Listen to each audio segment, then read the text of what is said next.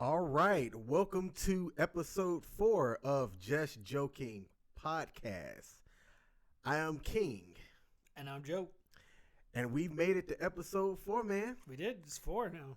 Every time we plan this thing out, I get a little bit more excited for each episode. Yeah. There's two things that I've been kind of working on lately, and I found this from another channel on YouTube. It's this guy, Mediocre Tutorials and Reviews. He uses this saying called progress over perfection. And I've said that in one of our prior episodes. And that's how I feel like this thing is, man. You know, this podcast that we have started out as an idea from conversations a long time ago. Yeah. We definitely talked about it for a while. And we've been putting it off and every excuse in the book, but we're here now. Yes, we are. How's your week been, brother? It's been tough for me.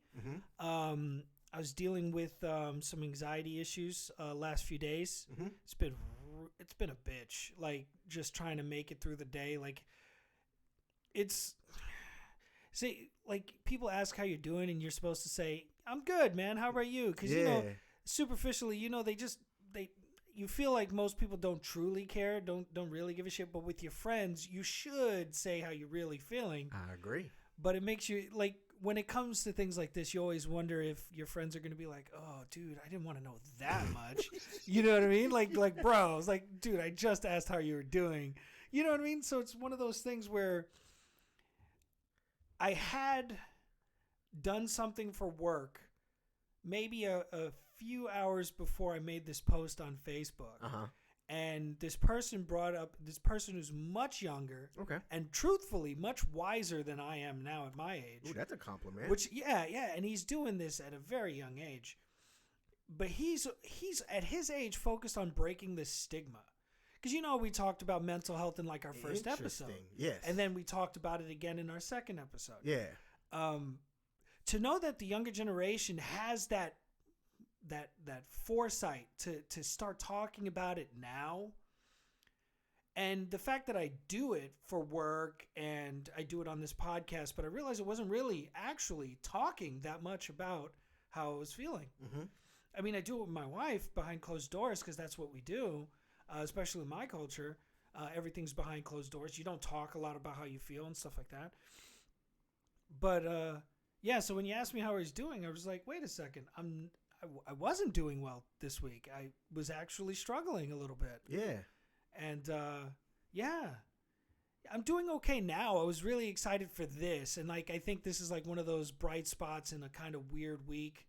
So yeah, I'm doing good now, but it wasn't this good this week, I tell you. When did you know that you weren't doing good? Like when could you verbalize that? Because that's something that I think people struggle with. So, honestly, Sunday night, I started to get real stressed out thinking about work. I've been having anxiety about work lately. Not like an anxiety attack, just anxiety like where you're a little anxious about work. Okay. So nothing like, there's nothing, you know, diagnosable in that moment. That's a normal moment where we're like, fuck, it's Sunday, weekend's ending, gotta go back to work on Monday. Yeah. But Monday, at one point I realized that I wasn't able to really focus because I was stressing out about things that haven't come to be yet, or just circumstances, you know, just stressing out about things that are irrelevant to the moment. And, you know, I'm working from home, so I'm doing my thing. I'm trying to get stuff accomplished.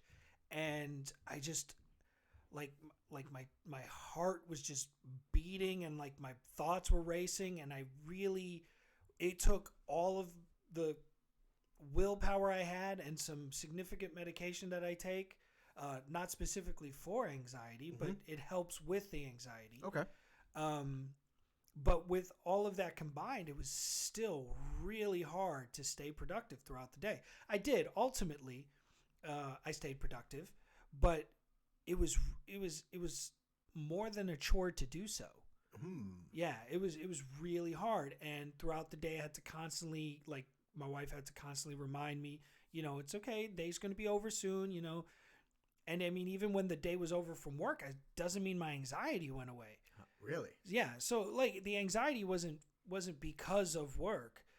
Work was just another piece of the anxiety issue.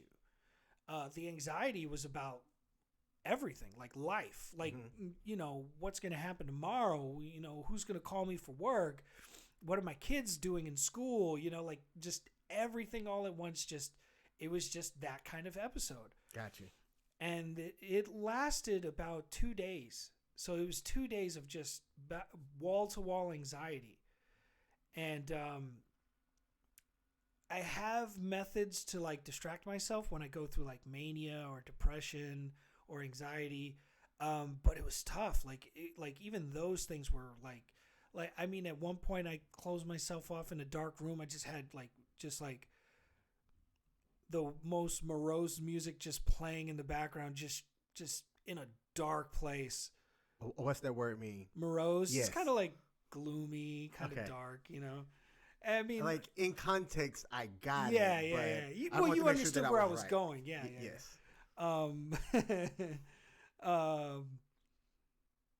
Yeah. So, I mean, you know, I did what I could without letting it affect my kids too much, because I got to make sure I don't look or make them feel like it's their fault or anything like that. I always have to constantly remind them that I'm not feeling well. It has nothing to do with them. Gotcha.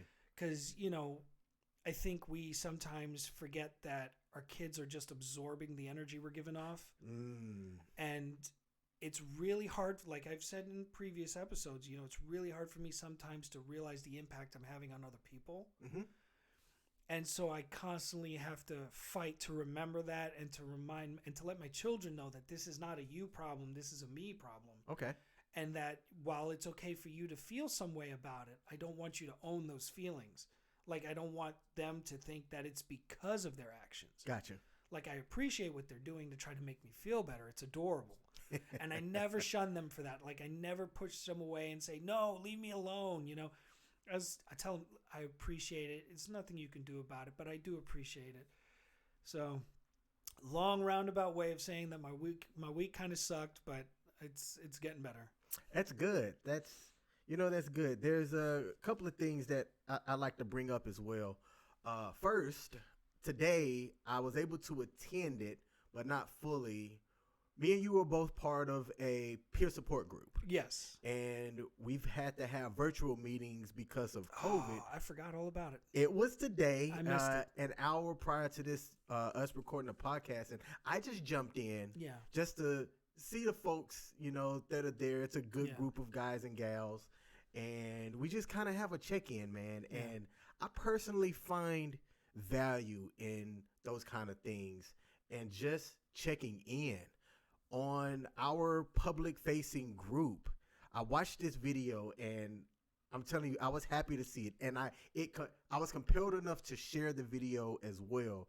Now, there's this YouTube channel called I Am Athlete, and it's for athletes that talk about various things. Now, the crux of it, I guess that's the right phrase. Yeah, that's a good phrase for it.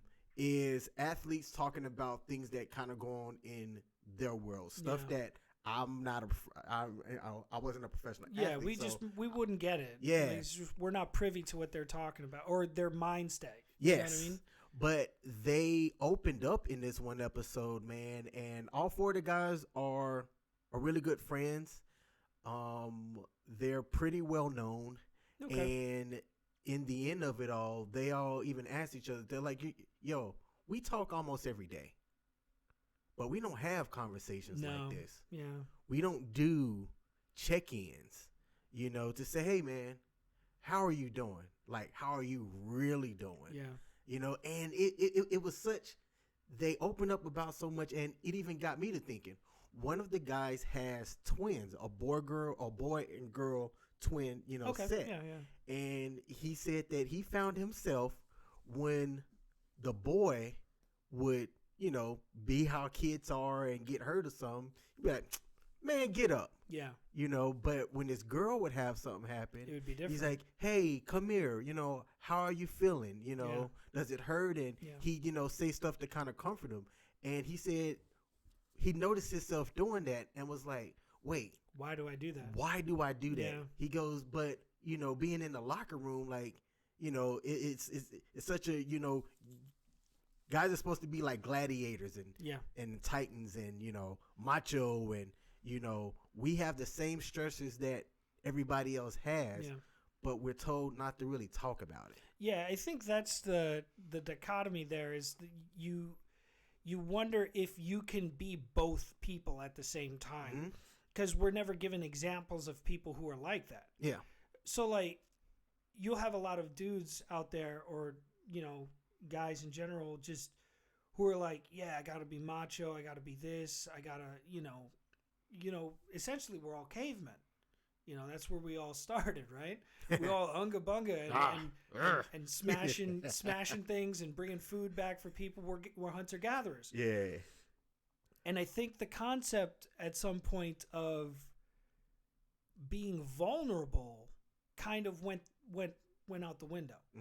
And I think it's because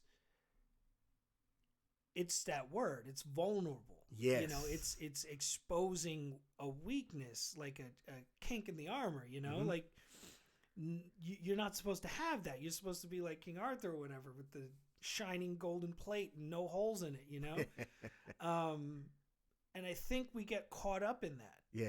Like, because you get a bunch of dudes together and they're all just like, I'm tough, nothing ever makes me. But then I find myself with my girls, like, I'm a bowl of pudding with my girls. If they want me to do something silly, I'm going to do it. Yeah. I find myself being exceptionally silly with my girls because I don't ever want them to think like, I want them to respect me, and they do. Yes. So when the situation demands it, I do what I have to do. But the rest of the time, I explain to them all the time, look, I want to laugh with you. I want to have fun with you.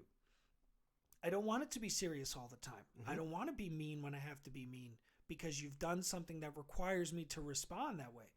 I mean, it sounds crazy, like how many people have those conversations with their kids. I'm raising my hand because I do. Oh, good. But I mean, I don't know how common that is. Like, I don't know if that's an everyday thing, if that's just how fathers are with their daughters, or if it's unique to our circumstance just because of what I deal with, that I have to be more verbal because my actions sometimes speak differently than what I say. That inconsistency is hard for children because children need consistency. Absolutely. They need structure because you're helping them develop how they're going to perceive the world going forward. That's tough. Like, that's a huge responsibility as adults.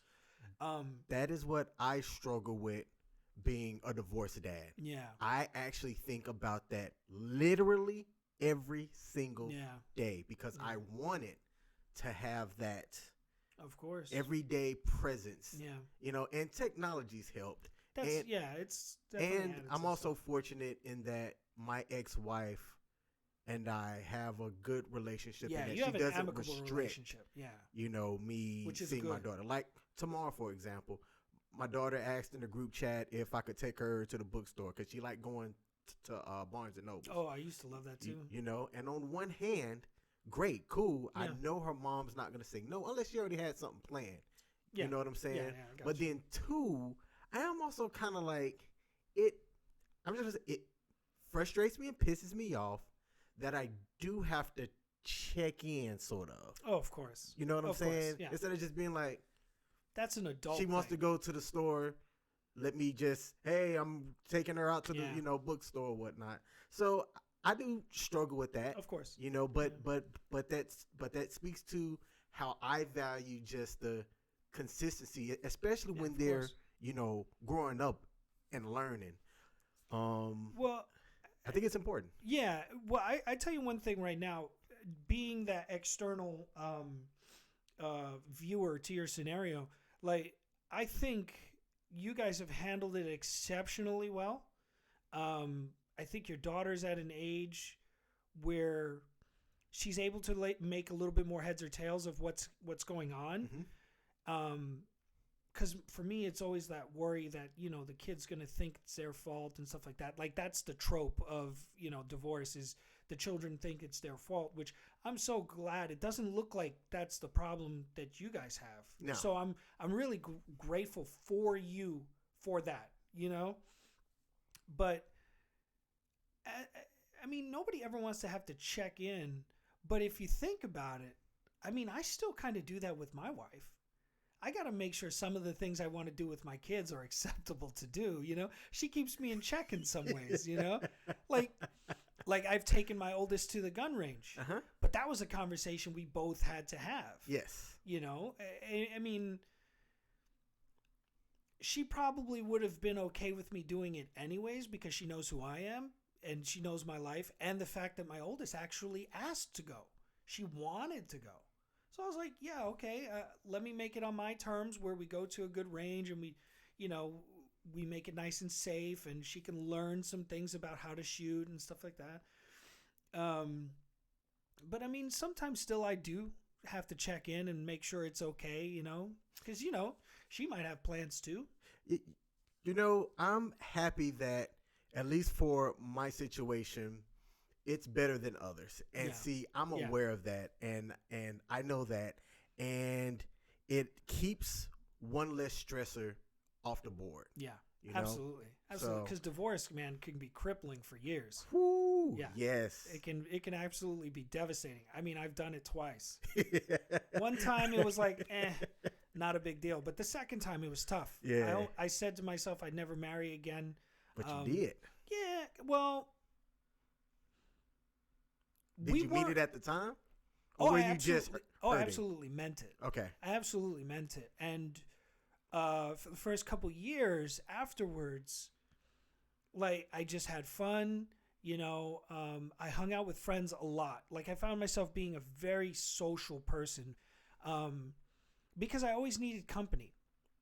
Like it's really hard for me to be alone even now. Like surrounded by people, sometimes I feel lonely, and I think other people can really relate to that feeling. Mm-hmm. So when I was younger, I used to do that a lot. I used to remember, again, this was me pre-diagnosis and or me in the early years of my diagnosis and getting care, and I'm still drinking at the time really heavily. So it was hard. Like I needed company. Like I didn't want to do these things all alone. Mm-hmm.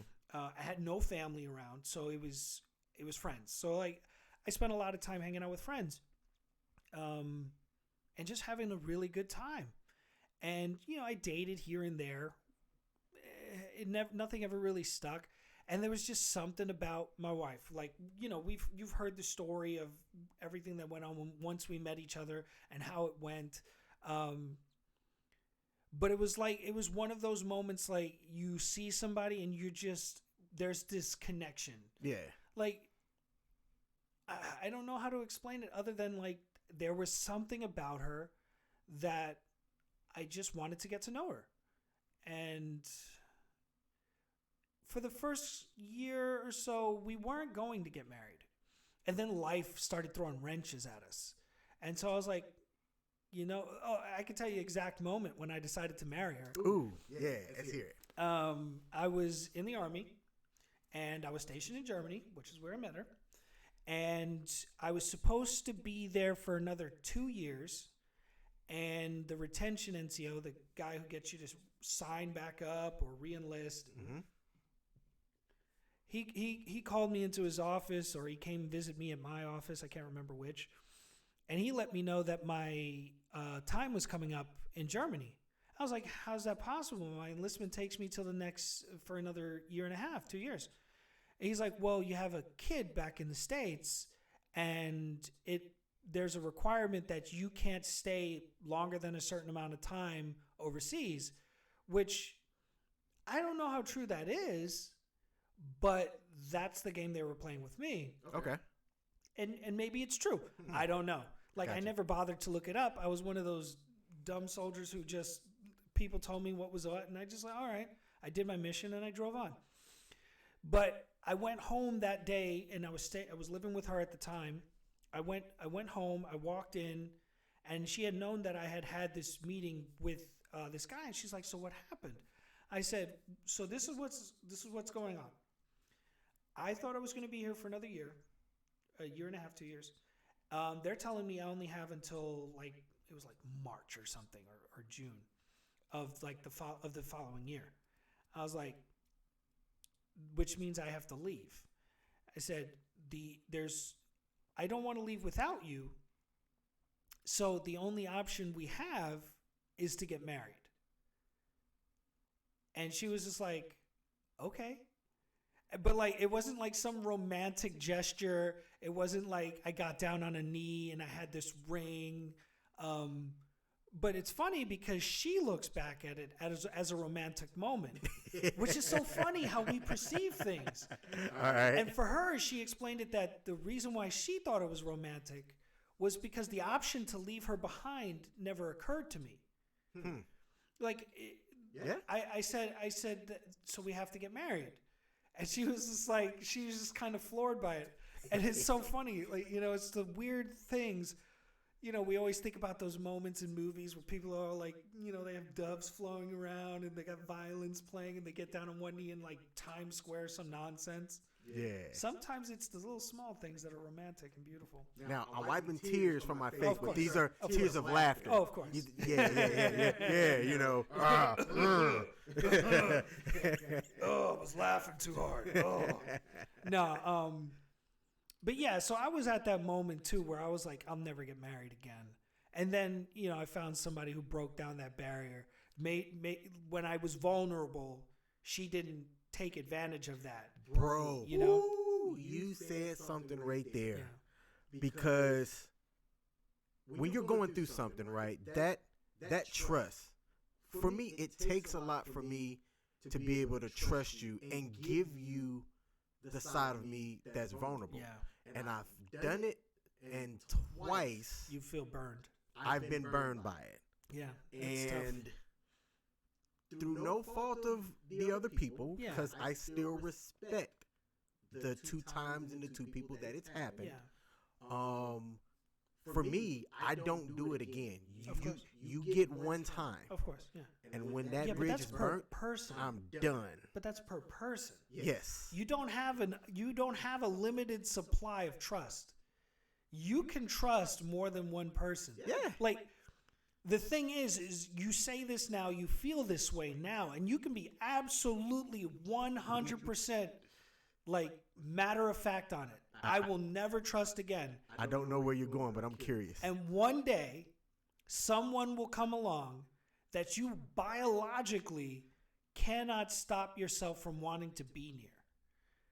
And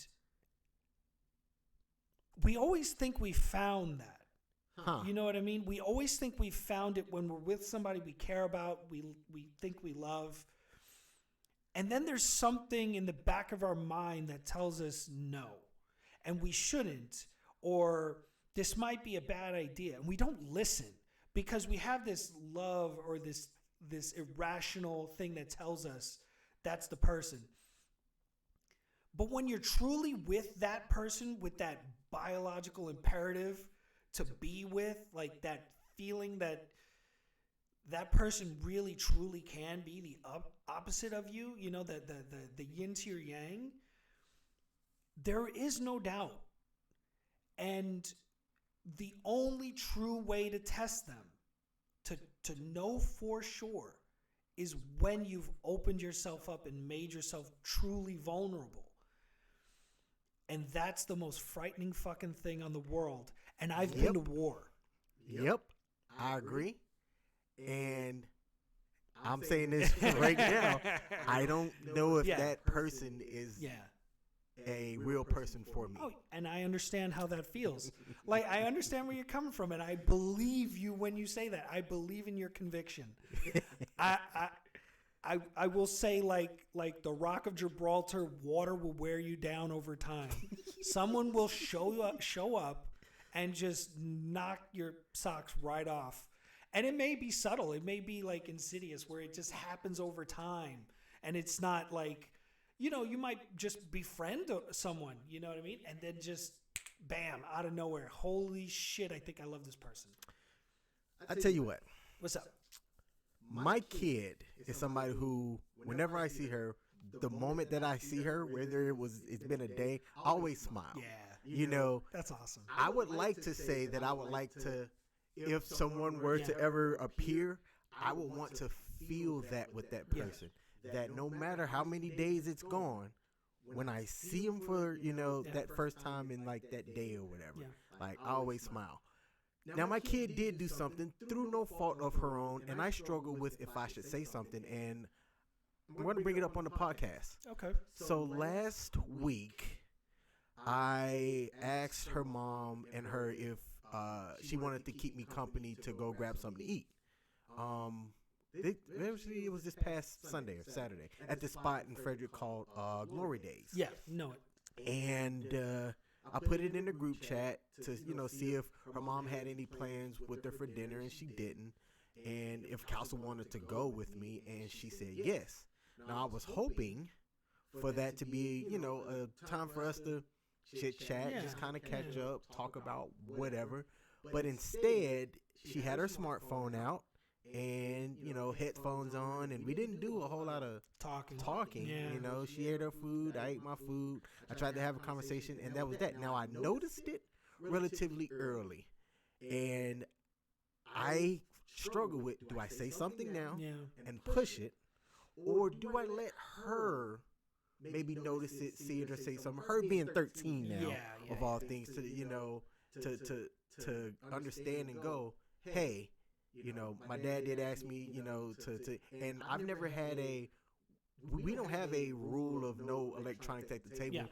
We never did, because we never really ate at a table. It was always kind of on the go or whatnot. So that wasn't really a thing.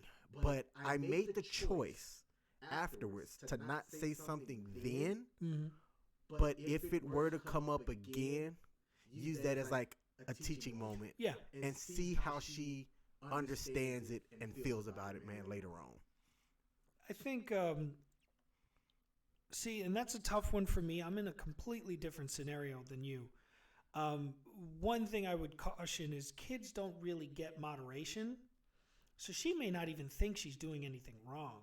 So at some point, you're probably going to have that conversation, because she's always going to have that cell phone now, And I'm actually in a completely different zone, where we eat every day at the table as a family. We chat with each other, and it sounds real, Mr. Rogers' Neighborhood. It's not like that. Like, it's just we always just sat down and ate dinner together. Mm-hmm. It didn't matter how busy we were. I only miss that if work requires me to. I make sure not to put plans around that. Or, if we go out and do something, it's a completely different story. But if we have the capability to do so, we sit down and we eat together.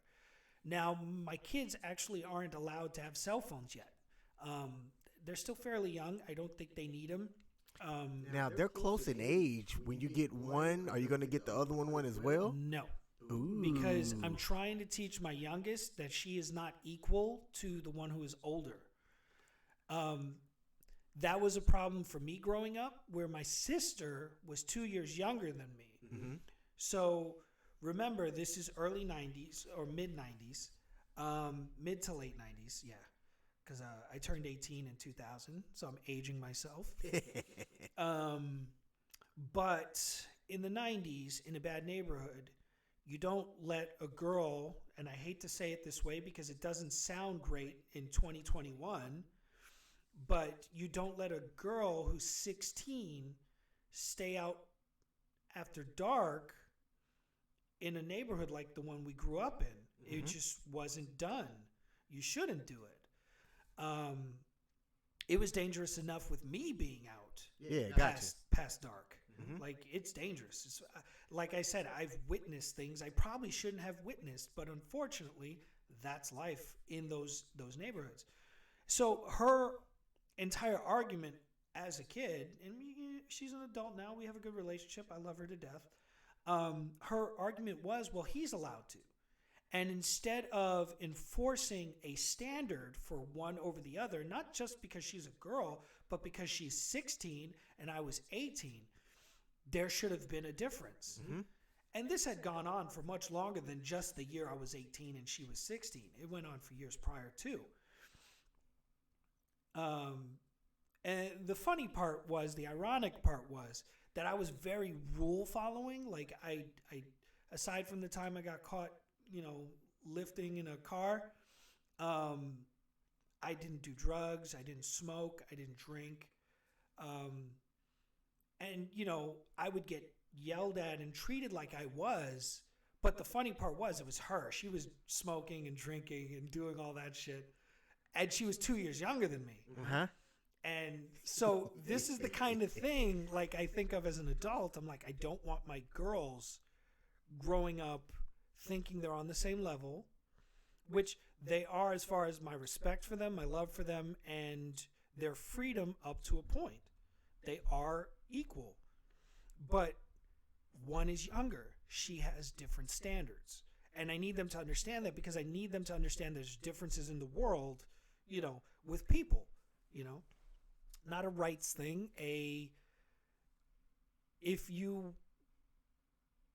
Man, this is tough because we're going to get into some cancel culture shit. And people are going to start being like, fuck you, you don't know what you're talking about.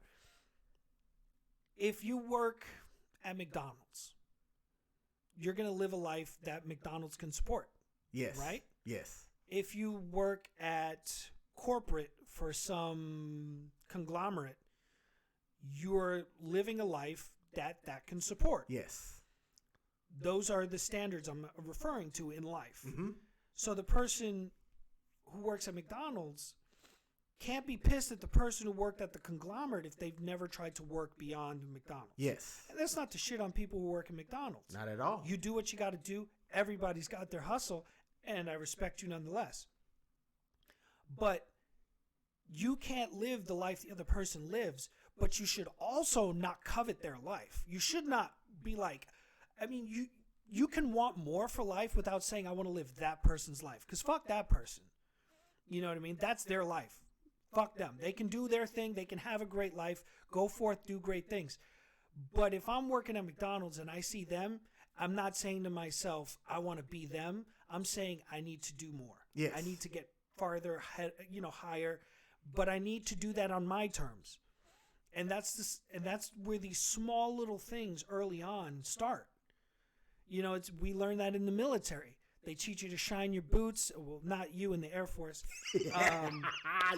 Do you guys have shoe shiners? Does people come around and polish your shoes for each other? They were there, not in basic training, but we did have them. Yeah. So, they teach you these little things that you're like, oh, why the fuck do we do this? This is so stupid.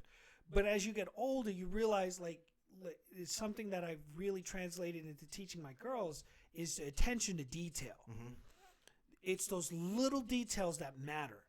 Because, if you can't focus on the little things, how are you going to take care of the big things? And that's really where I'm going with these little life lessons. And I think you're on the right path with your daughter. I just worry that, like I said, moderation really isn't a thing for kids, especially nowadays. Because, like I said, we sit at our table too, and we try, my wife and I try not to have our phones. But sometimes we bust out the phone. So then our kids are sitting there and we're not talking to them. How does that make them feel? So I don't want them to feel that way, because I'm trying to keep them from doing that to us too. You know what I mean? Yeah. So if I am trying to do that for them, I need to give them the same courtesy. So it's a lesson in itself. That's I'm learning something. Yes. Yes. And you bring up a good point with that as well, because like I said, I struggle with saying something to her in the moment, because I had the thought of, I want to see if she can read the room and get it herself, but it might have to be something that maybe I pointed out if it happens again, and like I said, it's more to that specific instance, in that, hey, I could have gone and ate by myself. It would have been cheaper, you know what I'm saying? Yeah. And I could have focused on whatever thoughts or things that I just wanted to do, but I wanted her company, of course, to be, for us to have a dialogue and just kind of talk. Now, I didn't state that up front. Well, maybe we're thinking about this the wrong way. She was comfortable enough to be she loves you, she's your daughter. she was comfortable enough to just relax around you. Mm-hmm. So maybe that was her subconscious way of saying she's happy to be there with you. Mm-hmm. But it could also just not be her scene. So she wanted to distract herself. I think, honestly, you should have the conversation instead of approaching it, and I'm not trying to tell you how to parent. Oh, no. See, this is why we have this podcast. Yeah. Me and you are both parents, man. And there's going to be people that listen that are going to have similar situations and thoughts. Yeah. So being able to just talk this kind of stuff out, man, is... Because I'm legitimately curious for you, for me, because you're a few years ahead of where my oldest is. Mm-hmm. So I would honestly approach it as a question. It's like, hey, so the other day we were at dinner and you were on your phone listening to whatever you were listening to, and I kind of wanted to talk with you. I wanted your company.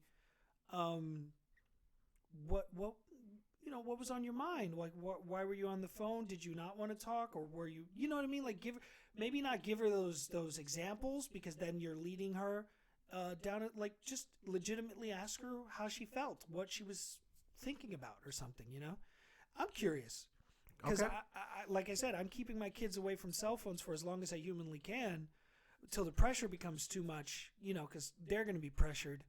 So I want to know how to deal with those moments when those moments come, because ultimately they will. There's something that I'm going to say, and then we'll pivot to a different segment on our podcast. But I'm the oldest of 4, and me and my brother are just right at about 2 years apart. Nice. And I'd like to ask him how he felt, because my parents did a good job of, I'm the oldest, so I got certain liberties that he didn't get. That's good. At least not until he was that age. Yes. You know what I'm saying? Exactly. And bro, I know he felt like a type of way about it, and he cut up. Yeah, of course. He was one of the ones, and excuse me, I just can't forget this, because he was mad about something. Edged his name into the back of our parents' car with a rock. Ooh. Bold move. Now, the thing about it that kind of frustrated me was, I felt like with that responsibility, if I was a relatively good kid, meaning that I didn't get in like massive trouble or anything like that growing up. But when I did get in trouble, the hammer came down on me. Of course, yeah. He would do stuff like etch his name into the back of a car, try to blame me for it, and other things, like walk across a glass table and the glass shattered and break. Like, luckily he didn't cut up his foot. Jesus. But he didn't get in trouble or beatings the same way that that's what it felt like, right? Yeah. I'm right there with you, man. And legitimately, I got beat harder than my siblings did. I mean, it's like a Xerox machine where each copy gets lighter. Uh-huh. Like, my sister didn't get beat nearly as bad as I did. My 2 brothers definitely didn't as they got older, or as my parents had more kids. But yeah, man, like, I don't know what it is, but I get where they're coming from, where seeing somebody have that freedom, and that's what you want. Of course you want to have that freedom. Mm-hmm. So I completely understand where they're coming from.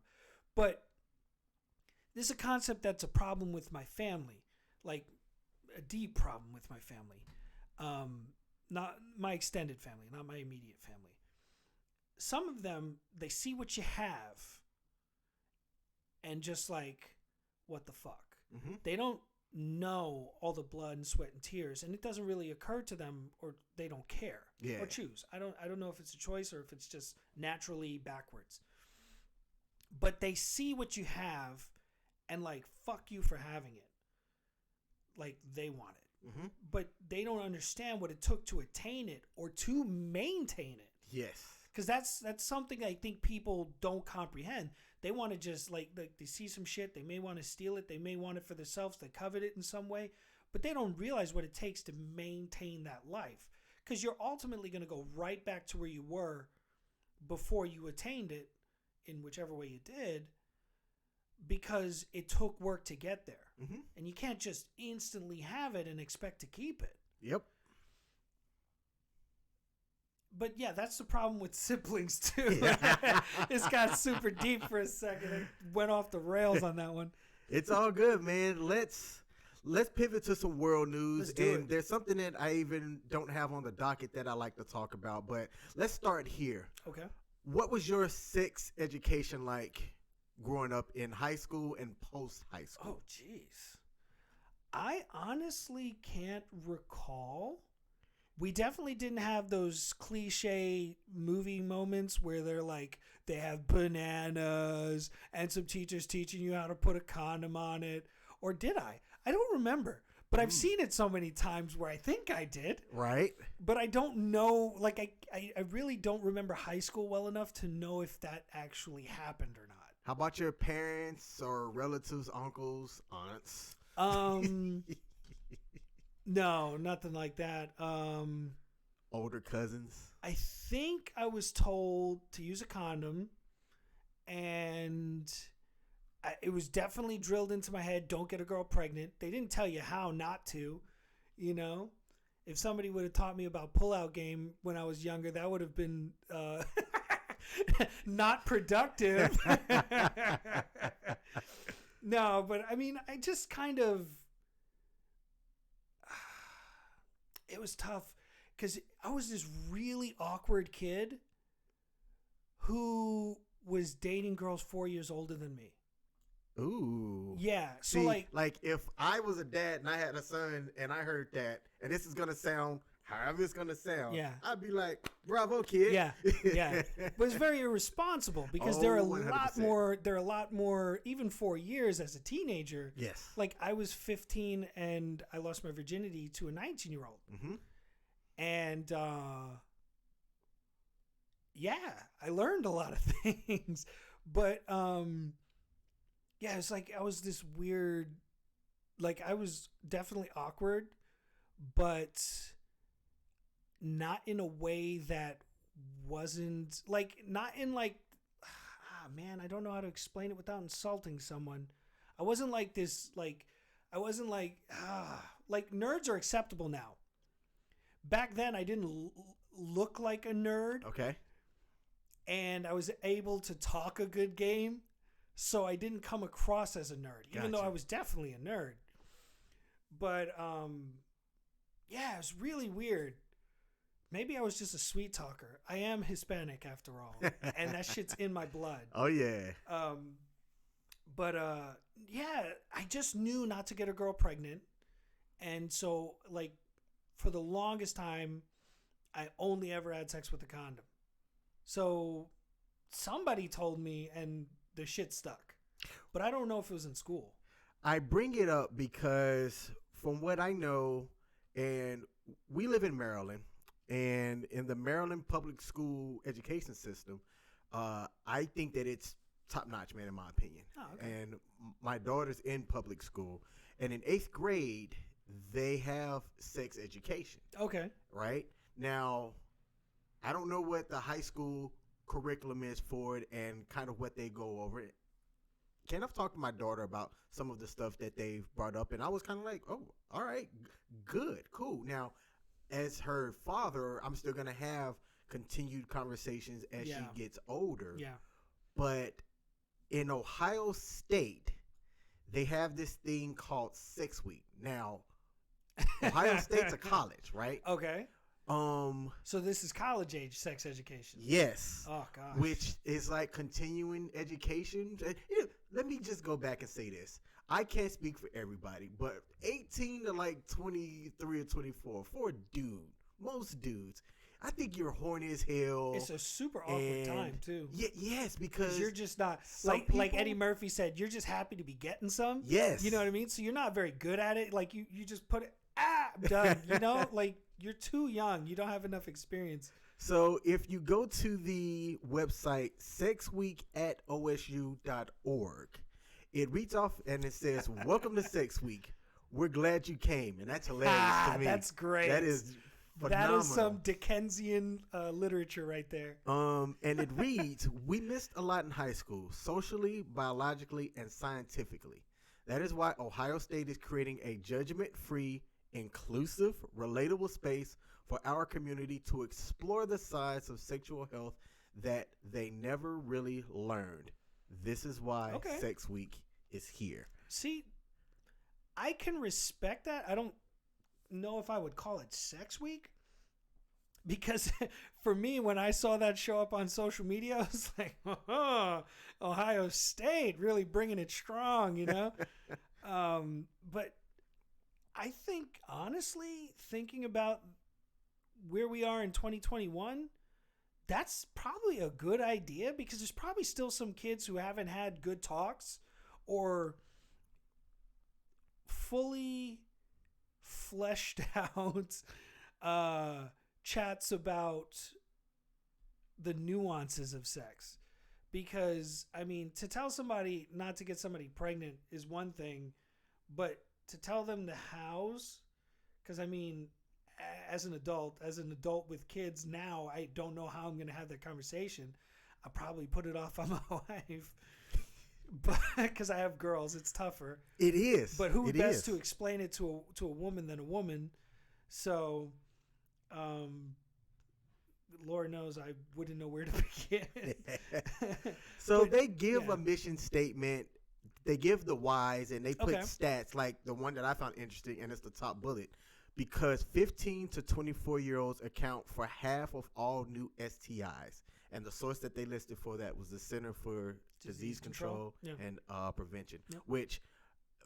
So I was married for, 12 years, and I didn't have to think about that. Right. As a newly single dude, I'm going to tell you, I went through a whole phase after I got divorced, and it wasn't something that I thought about as well. And I had an incident that scared me, and I'm just going to bring it up. So I was donating plasma to bring in some additional income, and there's certain things that you can't have if you want to donate plasma. Of course, yeah.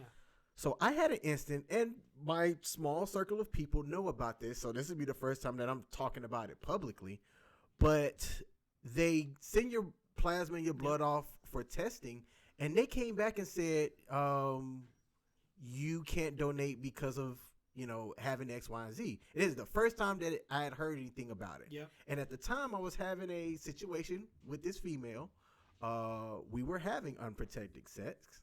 Oof. And I brought it up with her to say, hey, I'm just going to make you aware that this is what I was told. I don't know. This is the first time that I've heard about this. I had been tested prior because after I got divorced, I'm like, well, if I'm going to be out here, you got to be safe. Let me, test, have get tested. Proof. Got your card. Hey, Look, so baby. I'm going to put this in my, keep this in my wallet. Just show, hey, just in case things go, somewhere, I'm good, right? Like you're showing your ID, except it's your clean card.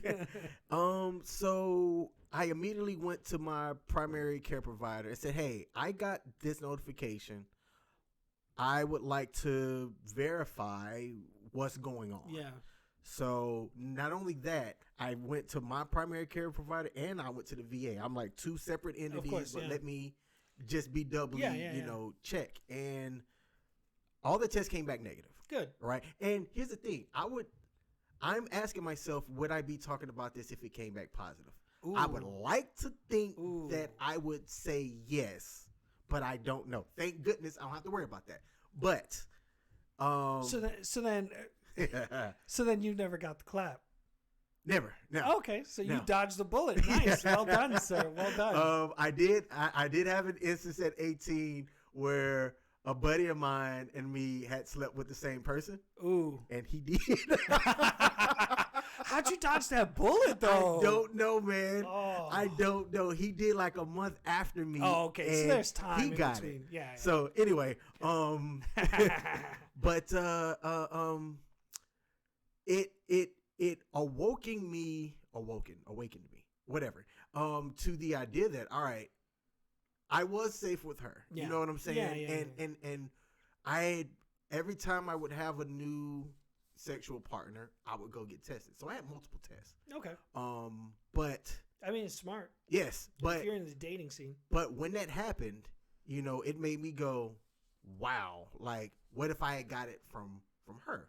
Yeah. You know, but I told her about my situation so that she was aware, and we had stopped everything until it came back. Now, the great part about that was when I told her, she didn't flip out. She didn't, jump off the rails or anything. And she said, I'm going to go get tested, just to be safe. And both of our tests came back at the same time, but both came back negative, and we had sex that night. So, but she didn't fly off the handles. She That's didn't, good. you know what I'm saying, jump to any conclusions. And she said, all right, well, we'll wait until your tests come back. I'll do the same thing, and then we'll just go from there. Smart. Yeah. So that's responsible and I reasonable. respected her for how she handled it, because I have heard of situations where, either side, obviously if you catch something and you're hurt by it and it affects you, you might feel some type of way. Yeah. And that's honestly, I probably would say that's understandable. Yes. Like, I can only imagine, but yeah. So yeah, man, you have these STIs and things out there, and that's OSU's first bullet point. I brought this up because I think that continued discussions on that type of stuff is important. And I mean, when you're that age, bro, I was married. Thank goodness, because I don't know if I would have been reckless during that time. Being a flight suit, I was a handsome young man, played football, so I was relatively athletic looking. But reckless. Yeah. Yeah. I was that age once. I joined when I was 18. I had that goddamn V going, you know what I mean? That Brad Pitt Fight Club fucking physique. I had that one time a long time ago.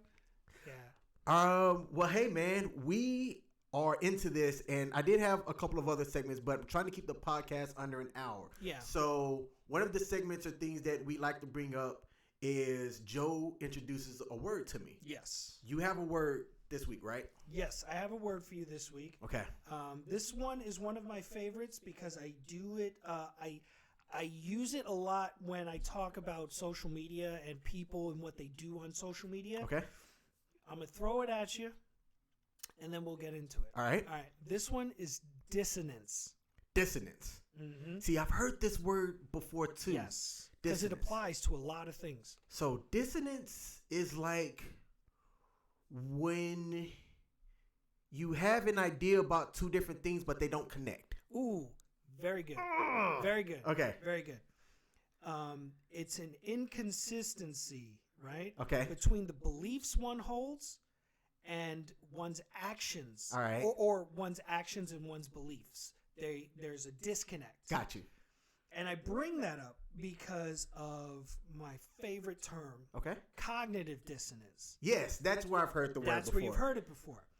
The psychological conflict resulting from incongruous beliefs and attitudes held simultaneously. Okay. And this is why I don't let my kids have social media yet. Because how you act in real life and how you behave on social media can sometimes be different, can it not? Oh, yeah. Yep. Like, you don't get on social media and post all your dirty laundry, right? No, so, or really the bad times. Exactly. So what's happening is you're developing, or you could develop, psychological effects because of cognitive dissonance. Mm-hmm. Your actions and your beliefs are conflicting. And this is something I tell anybody who wants to talk deep about social media and the internet in general, or even what you see in the news. The use of it in excess, or even without critical thinking. Yes. Like, sometimes people just look at it, just bam, take it, read it. Okay, I've formed an opinion. I'm moving on. The problem is this is why I think we're seeing a rise in mental health issues. I'm not a fucking scientist. I'm nobody special. But honestly, I've been dealing and working with social media for a long time. And the things that I've seen, the reason why people are cutting family members out of their life completely because they say something online or they do something online. I legitimately think a lot of the hateful shit you see online, the people would not be saying And I don't mean because they're scared. I mean, if they were having a conversation in real life with somebody, it wouldn't devolve so quickly. Mm-hmm. It wouldn't go into this name calling, wanting to fight each other, kicking people out of your life because of what they're saying. Yes. I don't think people would be so angry or so anxious or so depressed with the world because they're just being bombarded with this. You know what I mean? I think that's why cyberbullying is such a big problem. Mm-hmm. I don't think kids would behave to that extent person to person. Yeah, sure, there's going to be assholes out there. That's a part of life. But I think ultimately it wouldn't be to the level that it is if it wasn't so easily available and so anonymous. I mean, even though Facebook and some of these profiles have your actual name, there's still that safety of being a million miles away from somebody else. You might as well be, you know what I mean? Because they can be on the other side of the continent or the planet. But yeah, cognitive dissonance. Cognitive dissonance. Yes. All right. So the challenge that I have is to really learn the word Dissonance and understand it. And when we have our next podcast episode, figure out a way to bring it up So in throw assistance that in there. and Oh, throw trust it in me, there. I'm sure it'll come out. So I use the word disingenuous with Nice. Castle Nice. and talked about it with her just to try to help her with her vocabulary as Nice. well. So, episode 4, man. Nice. Yeah. We got there. Yeah, You we did did. not say your phrase. You sure? No. You didn't say it a lot. Okay. Okay. Because I definitely said it. I'm pretty sure I said it. And I've been trying to be better about filler words and ums Okay. for personal reasons. One, I want to get to the point where there's no editing. We get done, I click upload. Bam. This episode, I'm going to go back and listen to it. Yeah, of course. But we may not have to do a lot of editing, man. That's good. And that makes me happy Yeah. because I want to get faster about putting this out there too. Yeah. Typically, we will record on a Wednesday. I get around to doing it sometime to where it gets published the following week. Yeah. Tonight, my goal is to get this out tomorrow. Nice. Nice. So I look forward to it. I never know how to end these things, as usual. So besides the fact that I think that I do have a message to people, do better about checking in with your people, not just family, Yeah.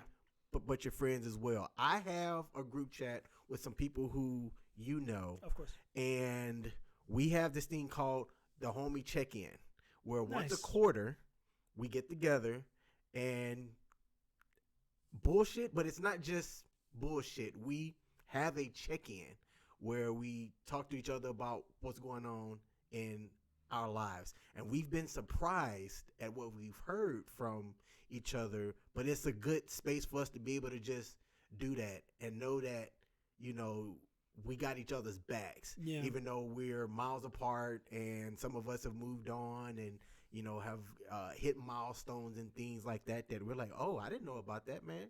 Congrats. Why didn't you talk about that in the chat? You know? Yeah, exactly. And I'm happy for that. Like, I'm thankful for that. That's you know, good. me and you have this podcast, but we also have game nights up, you know, our Yep. friend's house, and sometimes we have those kind of check-ins like that. But in the wake of another friend of ours who had COVID earlier in this year, Yeah. it made me value kind of having that check more. And it shouldn't take negative things to happen to have those kind of Yeah. check-ins. We should get So into the that's my habit of- message. Yeah, we should get into the habit of doing these things because we care about each other. Not that we don't if we don't do these things. We just, life gets in the way. We get busy. Shit comes up. But if we made this a habit like we do other things habitually, then it's going to come natural. It's just going to be a thing that we do. So, you know, do that. And remember, we're all in this together. Everybody is dealing with something.